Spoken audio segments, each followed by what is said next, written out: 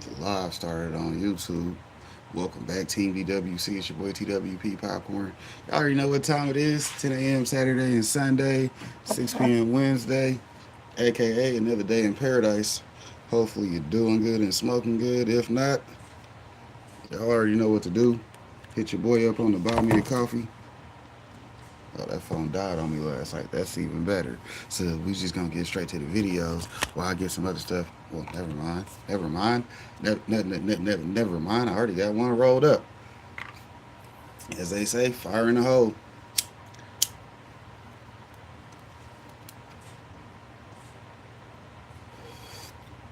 Let me see what our camera looks like. Screen in there. Shouts out to doing it how we do it. Y'all see this red dot down here at the bottom? That means we're recording on Rumble. So y'all already know to go check out the Rumble. So you actually see the studio quality versus the get it done quality. Shout out to get it done quality. You know, sometimes you just got to hit that go live and see what the vertical do. We posted a King in Black video on Rumble last night because we recorded it for Spider Pig. So we're gonna have a Cinema Sunday over on Spider Pig. I'm debating on whether I'm gonna go live with it or just let y'all view it by yourself. Either way, it'll be it's already on Rumble, so y'all can already go ahead and get it out your way, or y'all can wait for me. However y'all want to do it. But hell, we'll get it done later on today. Shout out to the Rumble videos. Like I keep telling y'all, y'all know if y'all get y'all Rumble studio set up, that you can use the studio to go live on Rumble and YouTube. I gotta go back and start playing with it again. Make sure I can do that again, because just do one video versus two. But hell, doing it both ways is actually cool because then you get the studio quality video over on Rumble. So it is what it is. I mean, if you don't like me watching my laptop and y'all hopping in, then y'all can just go to Rumble and see what it looked like from the other side. Well, instead of getting here to be while he's doing it, he just makes us watch the replay with him, whichever way you want to do it. But we got good things to review, so hopefully you enjoy it either way. I know I enjoy the videos, but let's get to them.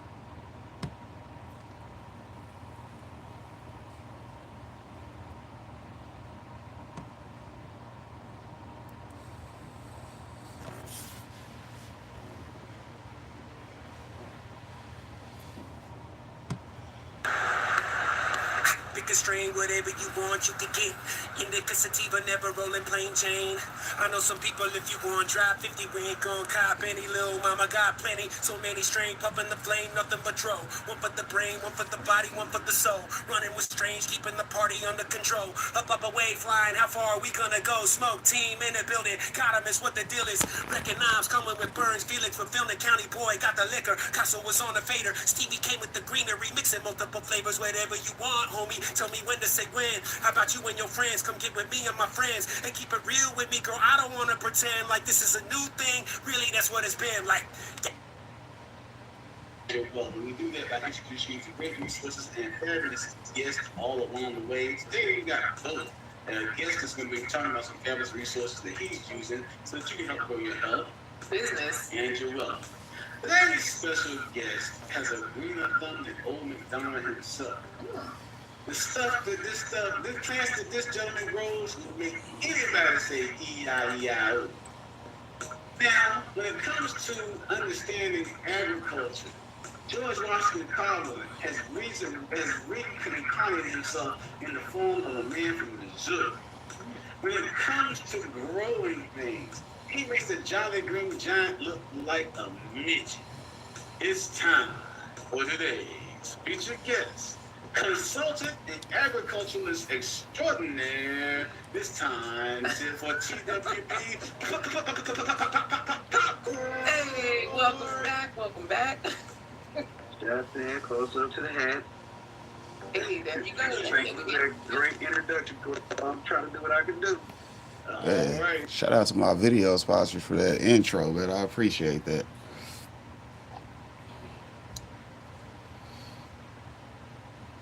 We know that is pot heads cannot possess possess firearms. That is the law, federal law, that says if you are an addict of unlawful substances or a user of unlawful substances, including cannabis, even though it's legal in many, many states, you cannot lawfully possess a firearm.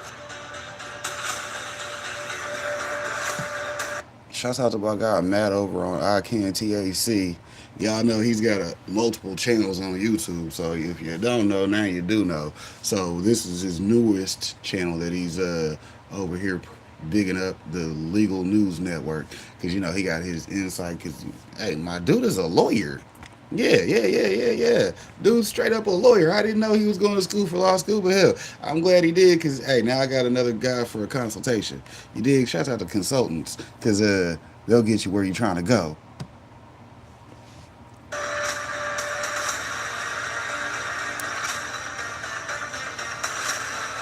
So, is it illegal or unlawful for you to own a firearm if you occasionally blaze up?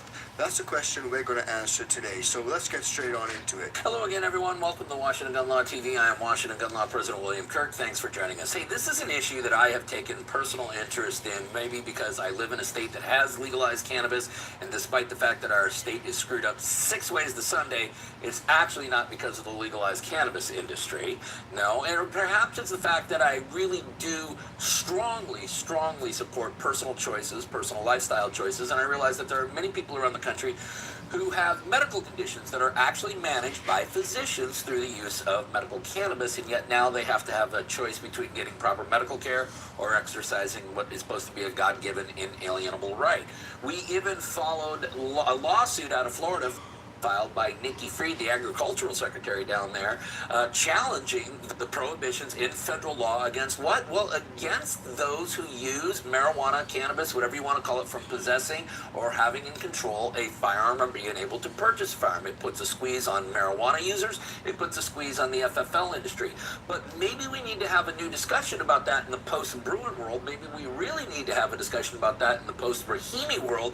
And actually, maybe that discussion already happened and we've gotten a huge ruling out of a court that matters. So today, let's spend a few minutes and go get you up to speed on when marijuana users get the same rights as the rest of us. United States District Court for the Western District of Texas in beautiful El Paso, Texas. Now, what was initially challenged and then what was ultimately challenged on a kind of a do-over here are two separate statutes. One is 18 United States Code 922 Section G3. We know that is potheads cannot possess firearms. That is the law, federal law, that says if you are an addict of unlawful substances or a user of unlawful substances, including cannabis, even though it's legal in many, many states, you cannot lawfully possess a firearm. So you guys see right off the rip confusion. At the federal level, it's still illegal, but at the state level, it may be beat legal. after I think beat. 34 states have medical. Did somebody and I think get you that 24 money have yesterday? recreational. My fingers If may be not, I'll off, probably be I'm able to gonna hit you double up with check, that but today. you can see right Shout there, out to there's being little bit a of executive confusion, producer. and that can cause issues for people when they're trying to figure out what is the right thing and what is the wrong thing to do. So let's move on. The U.S. Law Shield actually breaks this down very well. If I have a medical marijuana license, does that prevent me from being able to purchase or possess firearms? How does that work? Yes. And this is a little bit different because it's not just like you're recreationally using it. Right here, we're speaking about medical use. So if you got an issue, a medical issue, and it's been directed by a physician that you need to use some sort of medical cannabis, that can really help you out. But in this situation, is it actually running foul of the law, especially if you are a 2A advocate? So this is one of the more complicated, it depends. Shout out to this 2A movement, you know, Second Amendment, you know what I mean? They gave us the right to bear arms initially, and that didn't say, hey, you can't not bear arms if you smoke weed, drink alcohol, blah, blah, blah, blah, blah. You done went to jail for some bullshit. Hell, they arrest you nowadays just for being on some bullshit. Hey, it's their job to arrest us, not to protect us, which we got to remind them, nah, as a legal system, y'all are here just to make sure that everybody don't get too strong out here in these streets. 'Cause you know we strong as hell these days. Shouts out to the team DWC. You ain't got to say too much about you. answers you're Yeah. going to hear from lawyers, because we don't really have great legal authority for you. So of course we have marijuana being illegal under federal law. Right. We've got it legal under some states' laws. Yeah. And that really puts your licensing status in a tough spot, because let's say you're in a state where marijuana is legal. You have a medical marijuana card. I'm just going to, we're here in Texas. We do not have legal marijuana, but let's call it Colorado. Sure. Right? So you've got that, you've got some sort of documentation that you are a lawful user of marijuana. Right. You would think the state of, let's say this is just hypothetical, Colorado, would say, okay, well, that's fine. That's just like, having a beer or a glass of wine every once in a while and also having a carry permit, no problem. The problem comes in that most states have a requirement when getting that carry license that you have to be otherwise qualified to purchase and possess firearms under Right. federal law, right? And they're reporting it to the feds in many of these states. Exactly. So if they're reporting to the feds, definitely got to be careful that you don't line yourself up or set yourself up for trouble. So just keep that in mind. are you, number one, going to be not qualified to possess under federal law, which means you're already committing a crime if you've got that carry license carrying and you have your marijuana Check card, the side eye. or potentially He's like, yeah, that's risky. is your steering Check it again, and check it your again. marijuana card, or potentially, He's like, yeah, don't do that. is your state going to say, well, we know that we say marijuana is legal. Right. However, you still can't get your carry license because Right. you have to be qualified under federal law as part of our state's law, and you're not. Yeah. Right? No, it's a tough situation because I talk to clients who say, hey, I have a condition. I don't want to use hardcore narcotics. Maybe CBD, maybe marijuana, maybe legally, illegally, and they don't want to sacrifice their Second Amendment rights because they found some alternative that they Right. find is a lesser of two evils, and it puts a lot of people in a really tough spot. It does. That's a really important point, and shout out to my homie for raising that point on that video. But what he is saying is that there are a lot of hard drugs, a lot of pharmaceutical drugs that have really negative side effects, and they really are just super expensive. They cost a lot, so a lot of people who do not have that sort of financial flexibility may not be able to actually I got obtain that those all day drugs. before you beat So out the beat. having an alternative such Shit, as we medical gonna make marijuana something may happen. actually be a really great alternative that a lot of people can explore, and some people just don't want to do the hard drugs thing. They prefer to get some CBD, some THC, so it's definitely something that a lot of people find themselves in a tight position when it comes to the 2A rights and trying to exercise your health and make sure that everything is above board. Does. And so, that's all very, I know, lawyers telling you, I don't know. Right. Practically, my advice would be, you should think about, you're essentially choosing between two rights, right? If you're in a place where it's legal to use marijuana, Yep. if you want to be safe and you want to be careful, you need to make a choice between your Second Amendment right and this other legal, ability to use marijuana. Because if you put them together, could you potentially lose those Second Amendment rights? Potentially, yes. Yeah. So in this situation, you got to basically pick between a 2A right, a right which is enshrined under the Constitution, and your health. Isn't that crazy? Making people pick between a right which is afforded under the Constitution, which may conflict with something. I think that that's absolutely crazy. But let me know what you guys think. And if you guys are getting value from this video, please do like, share, and subscribe. Drop a comment down. Well, the argument theory, you already know what that is. That's the hold on. The Second Amendment wasn't written when we was illegal. So when we was perfectly legal, when people could do it when the Second Amendment was wrote. So hey, take that shit to trial, like Mr. Big said. Take that shit to trial, bitch. Take that shit to trial. Hey, back in 1986, I bought a Cadillac and put the things on that bitch. I ain't gonna rap for y'all niggas though. Y'all know how that go. But anyways.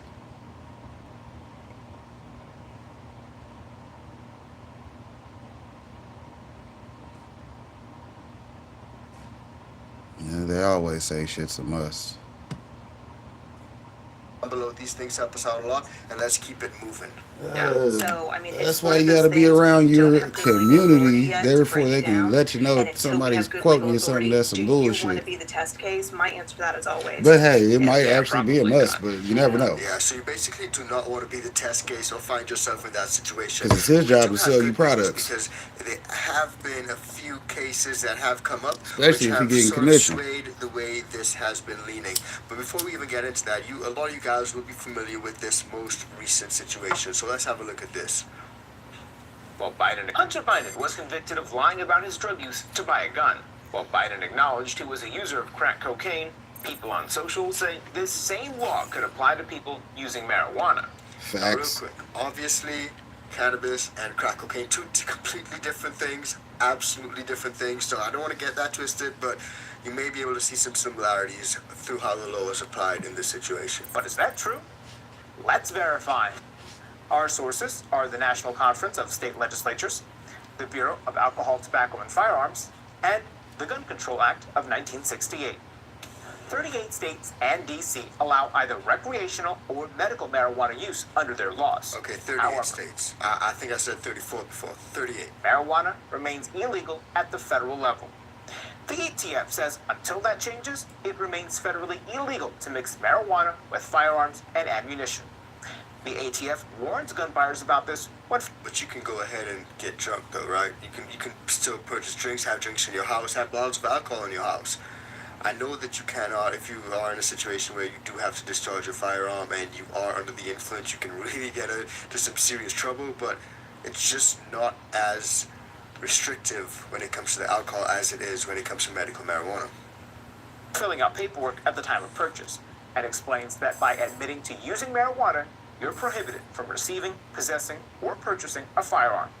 So, yes, it is illegal to own a gun if you use marijuana, even if it's legal in your state or you have a medical marijuana card. The Drug Enforcement Agency is considering reclassifying marijuana as a less dangerous drug, but it would still be illegal, meaning marijuana users would not likely be able to buy a gun. With your verifying, I'm Brandon Lewis. Well, that goes to show there's a lot of work that still needs to be done, and this video was actually posted 6 months ago, and simply by having a look at the comments on that video, you're able to see that USCCA actually did a recent video explaining that there may be some change in the law, especially how it's applied and how judges interpret it based on recent cases such as Bruin, Rahimi, and a few others that we will go on to discuss. A federal judge in Oklahoma rules that a law that prevents marijuana users from owning a gun is unconstitutional. This comes after officers arrested a man and said they smelled marijuana in his vehicle and later found a gun. News on 6's Lex Rodriguez tells us why the case is confusing for some gun shops. Gun stores like Advanced Combat in Tulsa sell guns by the thousands every year. From the moment a customer walks through the door, the staff are making an important decision, asking themselves if they are comfortable selling the customer a gun. Manager Mark Heffron says that includes the customer's behavior, speech, and even the way they smell. You know, you can smell alcohol or you smell marijuana. I mean, we've had guys come in and fumigate the whole shop. You know, it just they smell. It's obvious smells, and so we just have the right to tell them no. Heffron says the ATF provides dealers with guidelines and requires them to make these judgment calls. I always just tell them honestly. I mean, if the best policy is just to be straight up and tell you, hey, I just don't want to sell a gun to you today. You know, you smell like weed. Sorry. To go a step further, Western District of Oklahoma Judge Patrick Wyrick says people who are considered a danger should not be sold a gun. Court documents show this wasn't the case when Jared Harrison was arrested during a traffic stop. He was on his way to work at a medical dispensary in Lawton last May. Officers say they smelled marijuana in the car, searched it, and found a gun. Wyrick says the mere use of marijuana in possession of a firearm is not a constitutionally permissible means of disarming Harrison. That's a really important point there, guys, because this guy, he was not actually actively using, like they did not catch him blazing up a J. He may have had on his possession, but also he worked at a dispo. Now, there are a lot of people who work at medical dispensaries and even recreational dispensaries that may or may not consume. So does that in itself preclude you from owning a firearm? Really interesting point and something to pay attention to. Dismissed the case. Yeah, I got some roaches. OK2A founder Don Shout out to the Spencer Roach This Nation. case was dismissed. dismissed the Ah, OK2A We smoking them founder today. Don Spencer says this is a win for the Second Amendment. always on the but weekends, says it right? never should have Wake come up to to some this. roast No meat. Do person should yourself be that favor. disbarred their firearm or their rights until due process What of do the you say? Fifth Get your Amendment mind has right? taken place. Period. That's what makes this even more interesting and impactful from this court ruling. Spencer says when cases like Harrison's go to court, the violation of the rights has already taken place, and it's only a win for the Second Amendment if an arrest never happens. We don't look at it as rights going forward. We look at it as rights being restored that should have never been taken away to begin with. Lex Rodriguez, Oklahoma Zone, News on 6. Now that goes to show, guys, it's really a really contentious point, and it's being argued before the courts to this very day. The most recent case, I think, was literally 2024, just last year. So they're always making changes when it comes to this particular issue. A lot of times they play a role in how future cases are decided. The courts will have to look at those cases that were decided in the past and apply those facts and apply those laws and those principles. Shouts out to Heather. She's still live at the moment. Go check out the crafting over there. She was doing a t-shirt. Where are we right now when it comes to this issue? Now that you have the chess pieces on the board, let's start moving them around. What does this all mean? Now remember that the federal law says that you cannot be an unlawful user of controlled substance, and that the reclassification of cannabis from a Schedule 1 to a 3 does not change the fact that it is in fact still a controlled substance. Great point. So even if the rescheduling does occur, it is still a controlled substance and it will still affect your rights, especially your 2A rights. So this is something that a lot of people have issues with when it comes to the rescheduling and the proposal to reschedule it from Schedule 1 to Schedule 2 or Schedule 3. The truth is it needs to be descheduled, not rescheduled. It needs to be taken off completely, descheduled, not rescheduled. Let's deschedule, not reschedule. Let's go on. What this could You know, open up sitting here is doing that what there I now do. could be legal use. As with other non-Schedule 1 controlled substances, it is not illegal to use Ambien or oxycodone or whatever else, maybe ketamine, provided that you're doing so lawfully.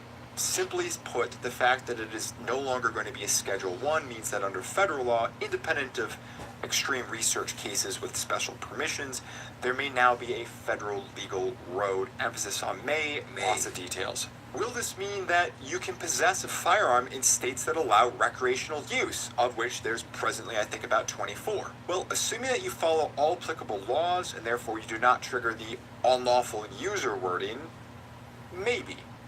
Check your local listings, check with attorneys in your state. This is not legal advice to folks in 50 states, or at least the 24 that allows recreational use. I already know how to run that game. You know, you just sit at home with the thing on you, and if anybody comes to the door, they can get it. They can get it for the hello. Hey, I tried to tell them no hellos. We ain't rapping though. We ain't rapping. Shouts out to y'all though. We doing good though. And then many more that allows medical use. Why can't it be specific? Frankly, there's just simply way too much regulation and red tape to clearly see through the mud of regulation. I am Green Giant. Y'all don't go check out the homie. One thing is clear. This at least opens up the possibility that it can happen, subject to those details. What's my bottom line? I think there will be a legal road, provided that you are following state law, that you will then be in compliance with federal law, and you're going to be good to go. That's what I think is going to happen. But that is not legal advice. That is legal prediction. I mentioned and I teased that there is a legal trap.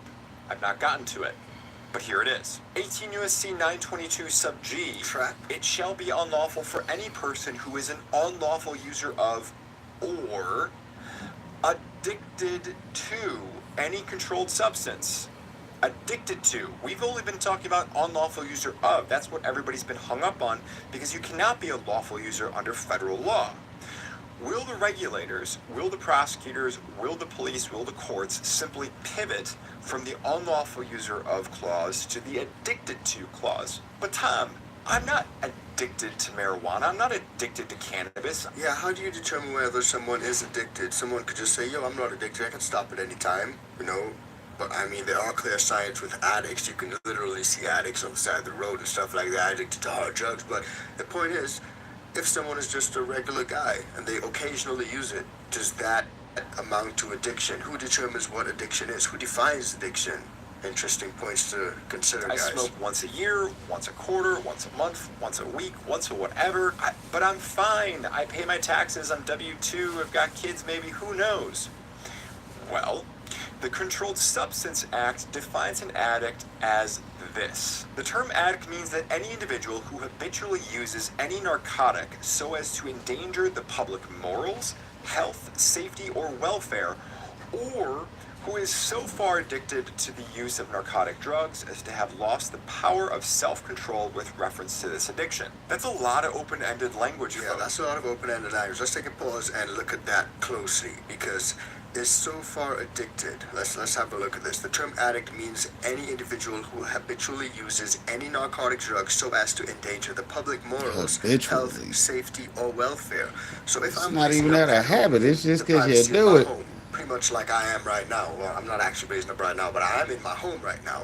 If I'm doing something at home in the privacy of my own home, does that endanger the public morals, health, safety, or welfare? Personally, I don't think so. But again, it depends on who is interpreting and applying that law. Or, let's go on. What up there, Jay? Y'all know to go check out the Big Homie Daily. He's also a level 1 Buy Me a Coffee member who pays for the full year at once. So he gets 2 months for free. Be smart like the Jay and stay healthy also. Shout out to Big Bro. Appreciate it for pulling up on your boy. I know. It's all love out here in the streets. You know, you lost all self-control. That is something that is pretty subjective, isn't it? Like, I can think I've not lost self-control. Someone else can think I have. Someone who does not partake in the good herb at all could say, yo, this guy, I seen him smoking 2 weeks ago. He's smoking again. That's crazy. He has no self-control. Again, that's a really subjective thing, and it's so open-ended that it can be defined and changed by anyone based on different circumstances, different situations, or how that person and that person themselves perceives the good plant. So let's go on. Use of narcotic drugs as to have lost the power of self-control with reference to this addiction. That's a lot of open-ended language, folks. Endanger public morals, health, safety, welfare, or lost power of self-control with reference to this addiction. So public intoxication, is that endangering public morals? Good point. Public intoxication. There are drunk people all the time walking around the streets. You see them outside clubs. You see them outside parties. You see them everywhere. But does that mean they lose their 2A rights? Typically, I don't think so. From what I've experienced, a lot of the times they don't. Interesting point. It might not be in San Francisco, but it might be in Oklahoma City. And on top of the fact that you have different areas that feel differently about drug use, now we have the same question about how do they feel about guns. And quite often, people who take a left on guns may take a left on drugs, and likewise, right on drugs, right on guns. So how are they going to feel about once we start basically connecting the two? How about the phrase that talks about exactly what is why we a have loss a of blue self-control? chat. Shouts out to the Is networking. monthly use per se a loss of You know, as your self-control? monetization coach, I'll put you in the game. Exactly. How much is too much? How can someone determine what's too much? What may be good for me may not be good for you. Very, very interesting things to consider. Does the frequency of use even have any kind of bearing whatsoever on whether or not you're addicted? Because you can use frequently or you can use infrequently. You can probably blaze up once a day. Someone may just hit up one bowl once a day. Someone may roll up a massive blunt once a day. The amount is different. The frequency and the amount, the amount literally can play a role in this too. You can see all these questions arising. All these questions. So Ultimately, many if the questions, law is so many struck down by the variables. U.S. Supreme Court in the Daniels case or another case, at least the guardrails might be put up somehow on how we might be getting some clarity to avoid an era of, frankly, quite unequal prosecution across America under this statute. I do predict that the U.S. Supreme Court will, at a minimum, with time, allow laws that prohibit individuals from being under the influence from possessing firearms being constitutional and legal, since there is at least some history there of states doing just that. Whether the courts disallow individuals who are drug users, perhaps legal ones, but are sober from possessing firearms, that's definitely a major step, and I would say even a leap into something that we have covered in other videos in depth, and we've examined that history. If you want to see more about that, check out our... There are a lot of variables when it comes to this, but I really want to find out what you guys think. Is this something that affects you guys? Is it something that is on you guys' mind? Is it something that you guys have any opinions on? Drop them down below and let me know. I'm always interested to find out what you guys got to say. There's also a lot of things happening down in Florida when it comes to recreational herb, and to find out more about that and how those can impact things in the future, definitely check out that video because it's coming right now.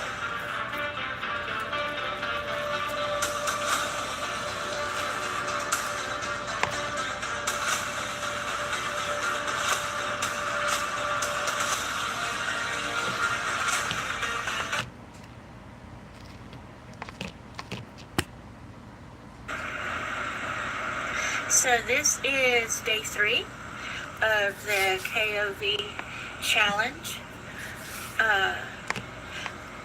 So one of the things that we're supposed to do is ask a question, and one of the questions I'm interested in is, what do you think about my channel? When I started this channel, I started it, well, for me, I'm a type A personality and I needed to relax. I have some disabilities that are related to stress, and it seems like people like them and watch them, but you guys tell me what you think. Bye. Well, as far as Discord goes, I don't have my own Discord channel. I just be in the homies Discords, but I'm in Higher Desert Exotic. I'm also in the High Again and the Green Table podcast. I hope you guys are well and warm. But yeah, you can just look me up over there. I'm TWP on there too, but These darn bags have I don't have my own like Discord server for myself. I just be on the homies. Grow bags, the best solution. Ultimate storage device. Grow bags. Well, What up, I'm gonna Devo? put them to the test. I've got a few of them here. Seen you I've in got my Upstate 1 last pound night bags, kicking I've got it. my half-pound bags. I've got personal bags. I've got customized bags. Y'all know to go check out Devo. That's We're that gonna big put them to the homie. test, and we're gonna see, are these bags the ultimate storage Hell, that's device? another great place to get you some subs It's too. yet to be seen, but I'm gonna try to figure it out here. The news on these bags really exploded over the course of the last 24 months. I had never heard of grow bags before that. Ultimately, the way to cure your product was to use either a glass jar, a mason jar of some sorts, or hell, you could even get away with using a paper bag. But ultimately, a new device is on the market, and is it any good? Well, it turns out Except that the there brown is paper actually bag, some baby. validity to this product. Shout out to that brown paper bag though. Y'all know about that sack lunch right there, boy. Hey. That I did about a pound off Yeah. of, and I put some into grow bags and some into mason jars. And I have to admit, there is a big difference between the grow and the mason jar. Good And I really morning want to to dive Sue into from it the in Buff this House. video. Hopefully the So, team doing let's good just get this right morning. into it. Let's start with the advantages of using grow bags. The first advantage I think that needs to be noticed is the ability to store these things. They're bags. They can be flattened down to almost non-existent, and you can put them inside of other bags. I've got bags inside of bags here, making storage very easy.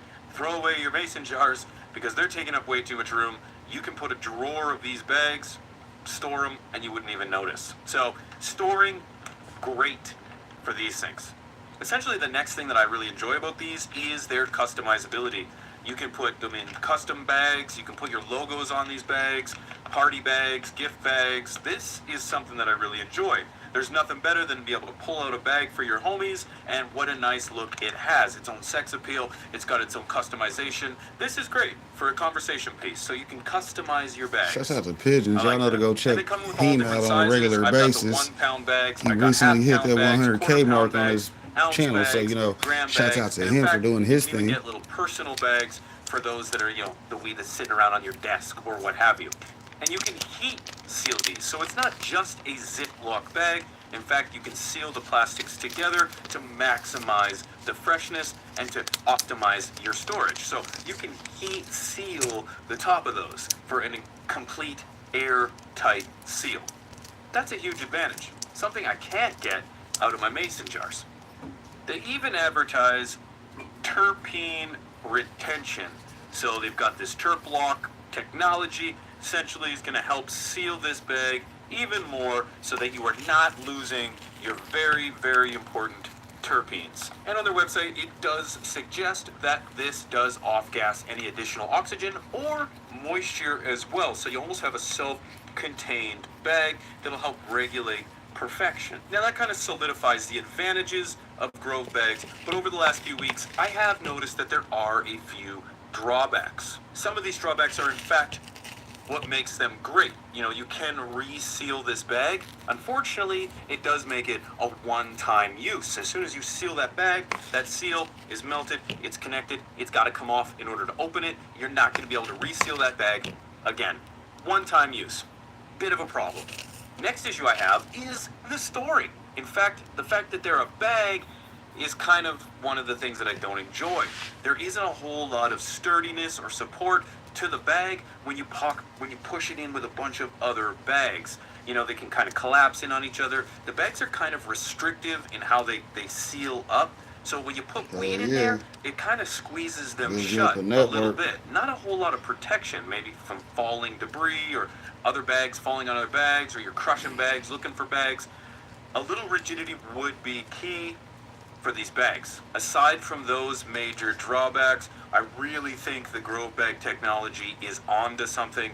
I will be using these Grove bags in the future. I find that they actually hold far more terpenes than their storage counterparts. So aside from those two major drawbacks, I do think Grove bags are onto something. I will be using them in the future. There's something about the retention of terpenes that I'm in favor of. And actually, the fact that you can customize these bags is the cat's patoot for me. And the one biggest misconception that I'm finding with Grove bags from my comment section is that people are saying that you no need to burp.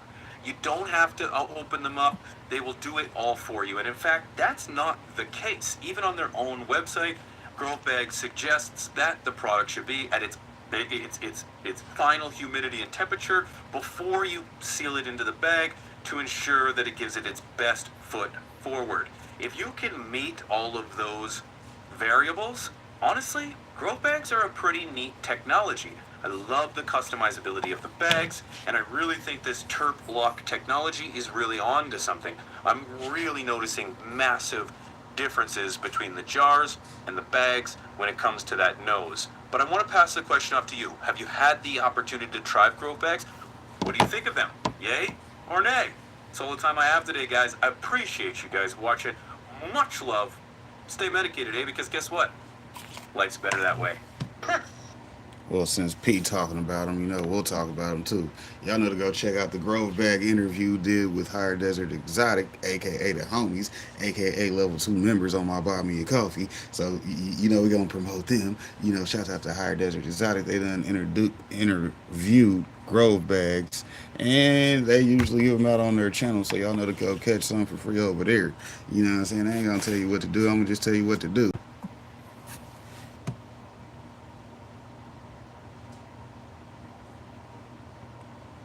Oh, look, speaking of Higher Desert Exotic. Yeah. So, like, Fox Farms, though, like... That's hilarious. Once again, this year, KC Canafest is going to be on 420. Yeah, so that's a Sunday. So, you know, the 19th and the 18th, we'll be having Canafest. Shout out to Canafest this year, because coming back to town will be this guy right here, Pat King. And y'all already know, I've already met the guy. So, you know, good to see him coming back through the town. I'll make sure I'm at that event so I can make sure I, you know, see him again, have a little conversation with him. I might be live, might not be. Y'all know to tune in to see how that goes, because we do it in the field, baby, especially when it comes to these events. Shout out to KC Events. It ain't been much popping, because I'd have been there. You know me. I'd be there. Like, I noticed, like, so if you're going to plant a plant in some Fox Farms Ocean Forest, per se, you plant a plant in there and you fetch it out for like 2 months and you get that plant monstrous and you're ready to flip it into flower. Now you have to add amendments to there because there's nothing left in it. Back up just a little bit. You say you planted it for a couple months and it took off monstrous. Do you know what's in that mix that makes that plant grow? Synthetic salts. It's pretty much what it is, but it's ammonium nitrate. So they spray this ammonium nitrate on sawdust, and that ammonium nitrate is like, it's like acid on a fucking slug. So think of the organic and biology that's in there. It's killing. They put that on there. You can throw a pile of that. It's called nitralized sawdust, is what the industry calls it, as an amendment to mix it, and that's what they buy. Foods Organic, a bunch of them do that as an amendment, and that's their nitrogen pack. And then they tell you they put a bunch of guanos and they do other stuff. They don't put shit on it. That's what it is, and that's the reason, the difference between a good quality soil and them. And you just explained it, is it shot up and it roots and veg and it did really well. But the thing it's missing is that now, like if you grew in my soil or some good soil, it's not always my soil, but the difference between mine, you're asking, and Fox Farm and all the case studies, Fox Farm with ammonium nitrate in the soil, that plant will shoot up really quick. It grows quick, and it's a tomato plant. We call it tomato, tomato, but the same thing as any other cultivar, is it shoots up really quick, and it puts off a few tomatoes, and the wind comes and that plant has no structure, and it falls over, and it's lanky, right? My soil versus the same tomato plant, you got a fucking heavy stock, you got this plant that just fucking sits up and does its thing, and it's putting off tomatoes, you know what I mean? Yeah. So that's the difference, and why does mine do that? Because I have a living soil concept behind it. I want you to grow with bacteria, I want you to grow with fungi, I want you to do everything that is healthy in that plant. The last thing you want to do is feed ammonium nitrates in a tomato to your kids at the dinner table. If you, once you know kind of, you know? So.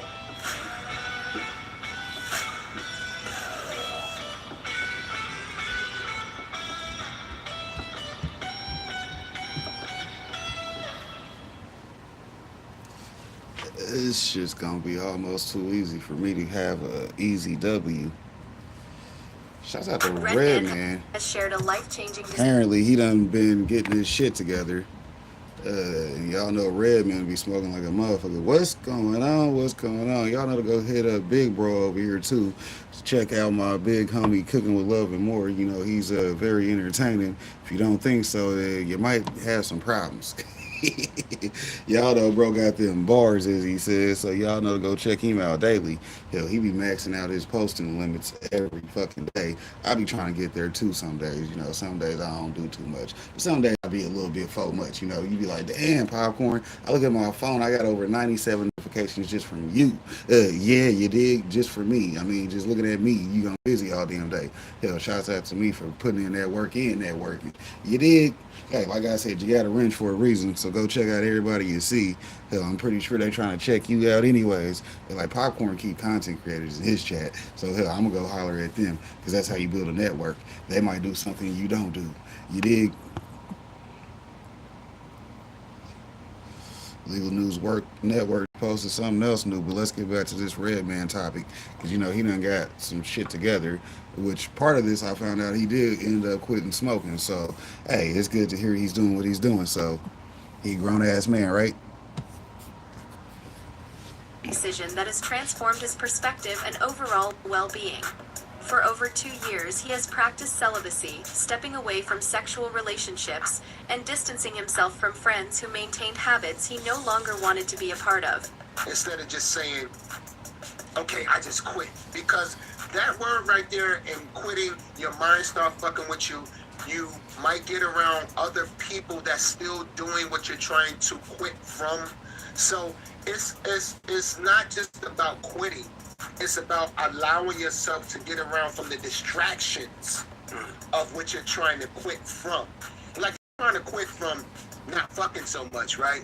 But your boys are constantly going to the strip club and going to the club, then you have to discipline yourself and say, okay, I can't hang around these guys no more. And if they're not willing to understand that I'm fasting from it and I want to stop it, then I can't be these guys' friends no more. My girl and I broke up maybe 3-4 years ago. I was going through such a shit divorce that lasted 7 years. That played a role in why it took so long to drop Muddy Waters as well. 7 to 8 years of straight court divorce. I had so much on my plate. And I actually fasted 2.5 years No fucking, no smoking. Straight 2 years and a half. And it was the best thing I could have ever done in my life. It was celibacy, 2 years and a half, no smoking, 2 years and a half. And it was the best thing and believe me, I wanted to. I was fighting it. I was fighting. I was sweating. I was in my house going crazy because I live alone. I live alone. So I was in my house going crazy. I was constantly talking to myself, me and God, and just back and forth. You would think that it was people living in my house, how much I was talking to myself, but I made it. And it was the best thing I could have ever did in my life, Reggie and Jay. And it cleared out so much distractions. Now my reception is more clear now, and smoking to quit it is nothing for me now. Having no sex is nothing for me now, because it was all feeding the flesh. And that's basically how the world is turning now. We're feeding the flesh. We're feeding what's good for us, which is not maybe good for the soul and spirit. So once I did that, long story short, I was able to control how I move, what I like, what is not good for me, my soul, my mind. So anyone that's trying to just cut out something indefinitely, try a fast first, and then maybe try it with some friends so you can support each other along that road. This move was not just about physical abstinence, but about reclaiming his focus and aligning his life with a higher purpose. This kind of discipline is powerful.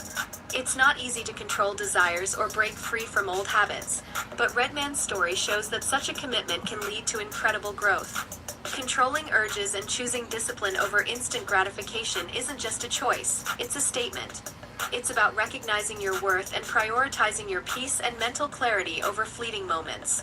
Redman's decision also sheds light on the importance of evaluating your circle. Surrounding yourself with people who support your growth is critical. When you're on a journey of self-improvement, continuing to engage with people who reinforce bad habits can hold you back. By removing himself from those influences, Redman created the space for peace, clarity, and alignment with his goals.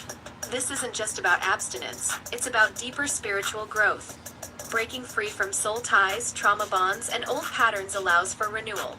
Fasting from habits or relationships that no longer serve you helps create room for blessings, opportunities, and a higher connection with yourself and the world around you. The results of Redman's decision are undeniable. He looks rejuvenated, full of life, and centered. It's a testament to the power of intentional living.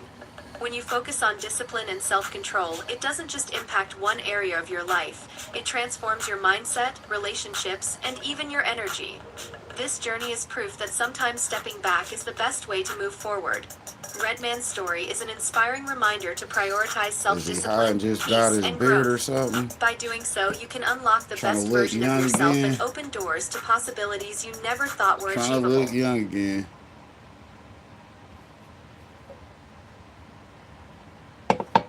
Who knows? Who knows? Which parent are you? In the bustling city of Nutriville, a group of extraordinary individuals has emerged, known far and wide as the superfood parents. They are on a mission to transform their families' lives through the power of nutrition, one delicious bite at a time. Meet Chef Lakita Marie, the culinary mastermind behind the Superfood Parents Playbook. With boundless enthusiasm, she welcomes you to embark on a thrilling journey to becoming a true superfood hero. But what exactly does that mean? In Nutriville, superfood parents are everyday heroes. These superfood parents lead the charge for better health, but not with capes. They lead with carrots and whole food fats like avocados. And instead of masks, they lead with mangoes and berries. Fruits and vegetables are the disease-destroying arsenal of heroes. Are you a disease-destroyer superhero for your loved ones? Fruits and veggies fuel the mission of heroes like Veggie Vixen. Are you a Veggie Vixen for your loved ones? Dedicated to ensuring their loved ones thrive on a diet rich in faves, fruits and vegetables. Here's your mission, should you choose to accept it, is to guide your family to superhero status by reaching the highest levels of health and wellness daily. Become a plant-powered titan, a superfood avenger, or even a face crusader by earning 5 points for every fruit or vegetable eaten. It's a fun-filled plus where nutrition meets excitement. All of the digital details are at superfoodparents.com for the full experience. Superfood Parents has also created workbooks, where you'll discover the tools you need for success. These workbooks give you the heroic strategies to craft your grocery list like a seasoned hero. Which means you now have a playbook to even track your weekly meals like a true champion. And engage in mind-bending nutritional education with word searches that will keep your family entertained and informed. Are you ready to join the ranks of the Superfood Parents? Are you prepared to unleash the power of faith and make every meal a heroic endeavor? If so, flip the page of the Superfood Playbook and let's begin your journey to becoming the ultimate superfood hero. To become a sponsor, just visit superfoodparents.com.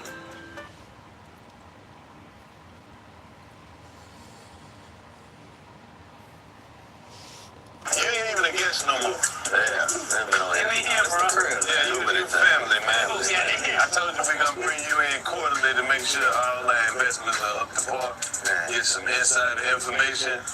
That's illegal. I mean, we're gonna get some tips and some pointers.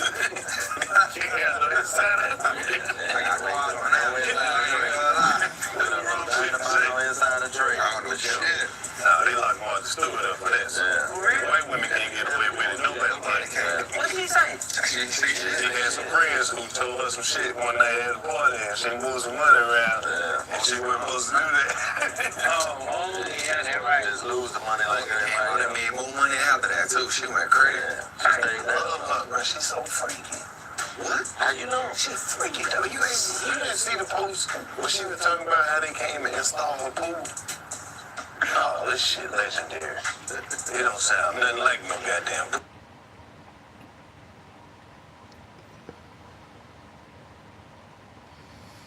Shouts out to Scotty. If you've ever heard that sugar can make your buds taste sweeter, think again. In this video, we will debunk the myths and show you how sugar can actually benefit your grow. But before we do, today's video is brought to you by Real Growers Recharge. If you want stronger, healthier plants, if you want bigger roots for better fruits, you gotta check out Real Growers Recharge. It's like an instant compost tea that holds more nutrients at your root zone, breaks those nutrients down, and makes them more plant available, getting more of your nutrients into your plants. Find out more about Recharge over at realgrowers.com. And while you're there, use coupon code SCOTTY420 to get 20% off your first order. Now let's get back to the show. Come on, High C, let's get into it. Let's get us some sweet buds, man. I'm skeptical. I'm a marketer, so I always see things through the skeptical marketing lens. I saw this stuff called Bud Candy recently. Yes, and I don't want to pick on them. There is a ton of those products out there. There's sugar products, there's sweeteners. And if you're not someone that's an experienced grower, you might look at those, and I know that people call trichomes sugar frosty. I could see mistaken and being like, oh man, I need this. I need to make my plant sugary. I'm going to buy a product called Sugary. Well, this particular one that I saw, the claims that it was making were a little bit vague, but that's kind of what it was. It was like, it'll make your bud taste better. And I came to you and I was like, I don't see how this works. Help me out here. I mean, I will say if you feed your microbes, and microbes will eat sugar, they can certainly help make your plants taste better, or your flowers taste better. But it is completely, what they're trying to do is, I think it is a little bit deceptive. Your plants aren't going to eat the sugar and become sweeter. The microbes are going to eat the sugar, and they are going to thrive and process nutrients and make your plants healthier. But sugar is microbe food. It's not plant food. Okay. And I will say, the reason why some of these products, don't forget, this industry was pretty crazy. It was a wild west for a long time, and some of these products got a great reputation in the past. And I was telling you this earlier, it is amazing the laws that the fertilizer companies have. I guess big business like Monsanto and all that get to lobby. Do you know that you don't have to list everything that is in your product? If you don't claim it, you don't have to list it, man. So something can be in the product you're buying, but as long as they're not claiming it, you don't have to list it? Yes, and they went really crazy with this one, but if you just Google chat, see how many products got busted for putting paclobutrazol in there, just a bud hardener and a bud enhancer. It actually makes them look worse. But there was people that were taking these sugar products and they were putting other crap in there, and that's how they were getting this reputation of, dude, you gotta use, this one or that one, Okay, help me understand. And Bud Candy was not ever convicted of that or anything, so I don't want to get sued. Don't sue us, Bud Candy. Help me understand this. PGRs? PGR, plant growth regulators. If you are growing flowers and you're growing those mini roses and you don't want them shooting up to the top of your greenhouse, you will use something like paclobutrazol, and it will keep them short and fat and big giant flowers on there. You ever get buds that are so hard you can throw them against the wall? They leave a mark. Yeah, and I always thought that was a good thing. You know what? A lot of times when I saw that stuff, I thought to myself, this is bad. Man, this has got something weird. This is a PGR bud right here. So PGR is something that is okay for non-consumable plants? Exactly, man. This is stuff for roses and, cut flowers and nothing that you're supposed to consume because they are systemic. We're talking about that before they get into the plant tissue. They stay there. When you can bust them, you're smoking that weird chemical.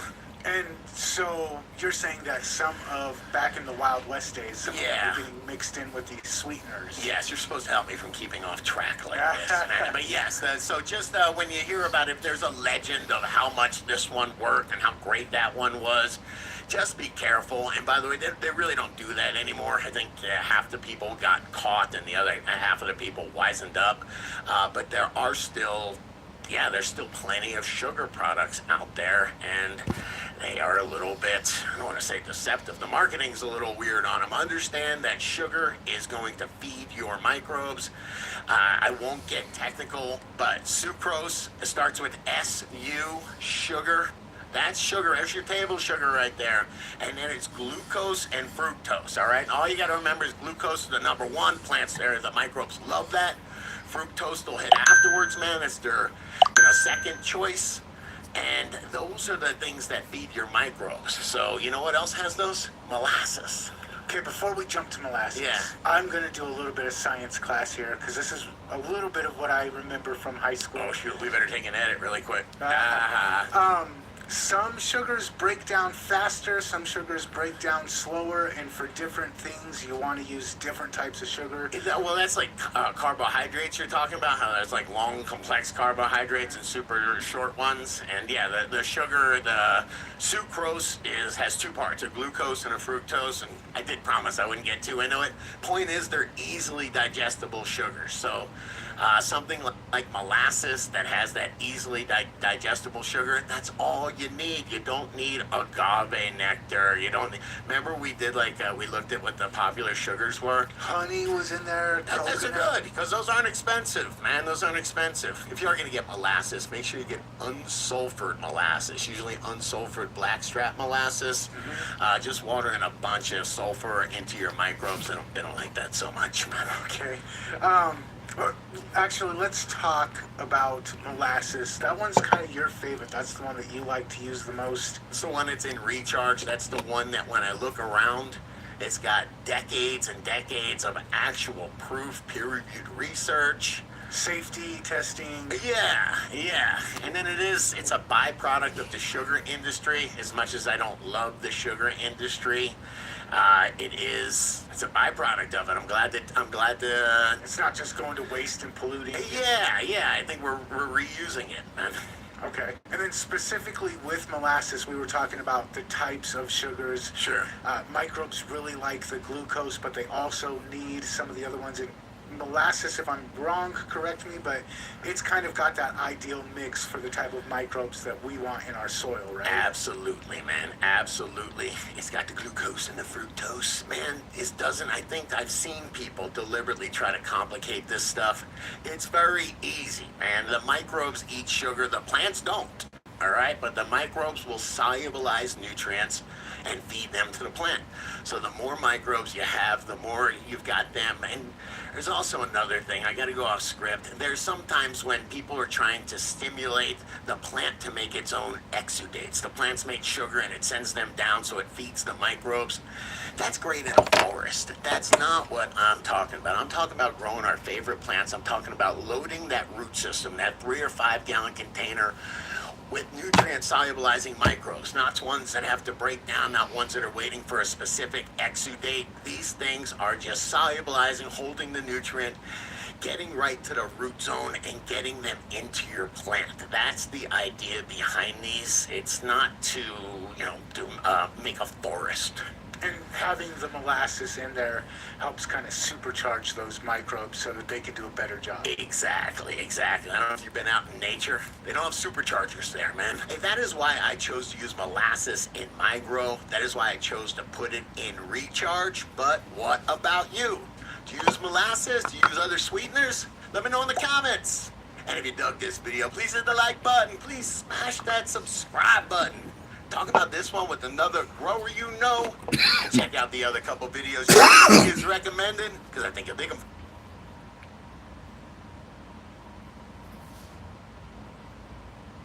It's more fun being rich and on the street, bro.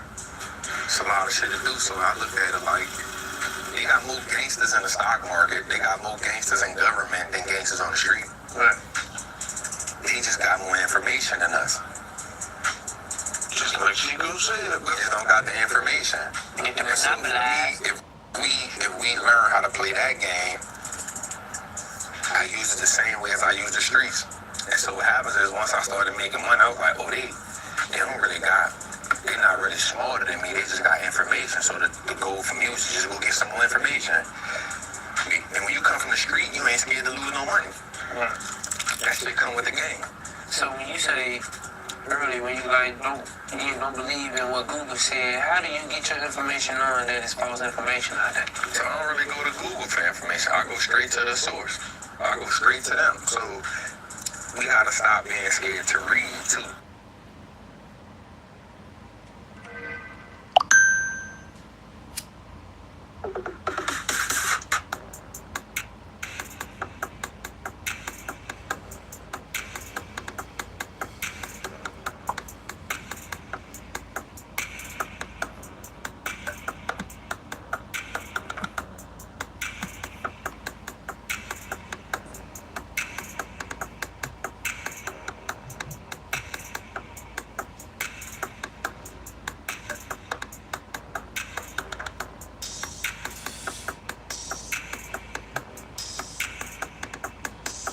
Y'all already know to go check out the homie DJ is for them beats.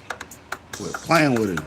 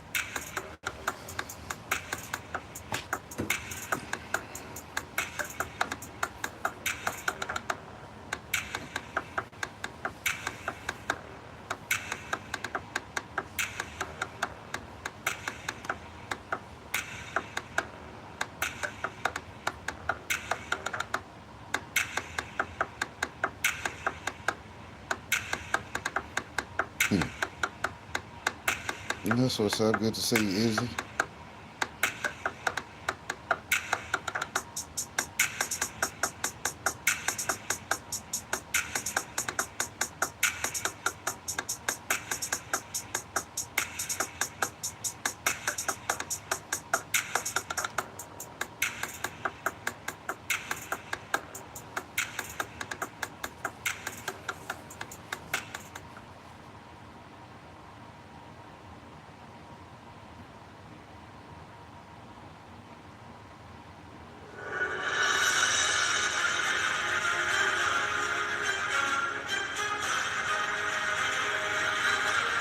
Shouts out to my dude, Show Me Sasquatch. You know, he stay doing some artwork for me. Appreciate that. Shouts out to Sassy.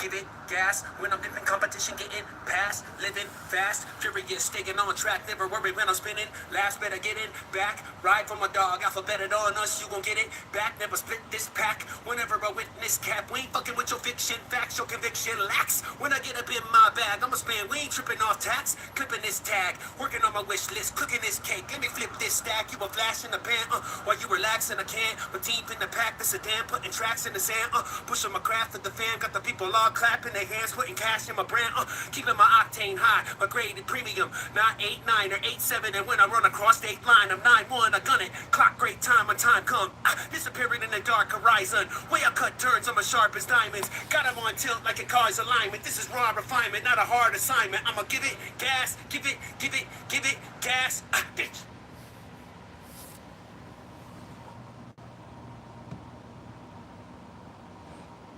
I gotta stop that there because you know YouTube ain't equipped to handle all of the things that I be doing as far as entertainment. Y'all already know to go check out the Rumble video. You did. Go check out the Rumble video. That way y'all can compare the live versus the studio quality version. You did. Do me a favor by doing that. Yeah, that means you do check out two different copies of the same video, but you know, hell, it might look better on Rumble or you might prefer it over here. We'll see, you know what I'm saying? Just go check him out, though. Anyways, we'll see y'all Wednesday at 6.